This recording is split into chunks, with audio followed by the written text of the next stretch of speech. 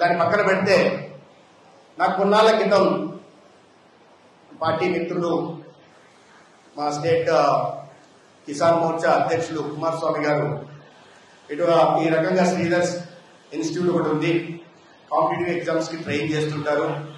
నాకు వారి మిత్రులు వారి ఇన్స్టిట్యూట్ లో ఒక బ్లడ్ డొనేషన్ క్యాంప్ పెట్టాలి అని అడిగారు. అంటే నేను బాగా బిజీగా నడుస్తుంది, కుమారస్వామి గారు చూద్దాం బ్లడ్ డొనేషన్ క్యాంప్ కి మంత్రిగా నేను వెళ్ళడం ఏంటి అని భావంలో నేను ఆ మాట చెప్పాను. ఎంతమంది? 200 మంది. సరే మళ్ళీ అడిగారు, మూడోసారి అడిగారు.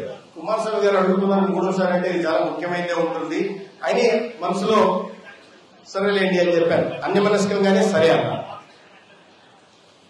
ఇవాళ ఉదయం కూడా నేను ఎక్కువసేపు ఉండను అక్కడ. ఎందుకు నేనేమనుకున్నా అంటే బ్లడ్ డొనేషన్ క్యాంప్ అంటే 200 మంది ఉన్నారు, 200 మందికి వెళ్ళేసి స్టార్ట్ చేసేసి 4 ముక్కలు చెప్పి వెళ్ళిపోవడమే అనుకున్నాను. నేను అదే భావించాను. అందుకని నేను ముందు హాఫ్ అన్ అవర్ ఉంటాను చెప్పేవాడిని, 15 నిమిషాలు వస్తాను, వచ్చేసి వెళ్ళిపోతాను. ఎందుకంటే నాకు 11 o'clock డిఎంహెచ్ఎస్డి డిసిహెచ్ఎస్డి ఒక కాన్ఫరెన్స్ ఉంది, ఇంపార్టెంట్ కాన్ఫరెన్స్ అని చెప్పాను.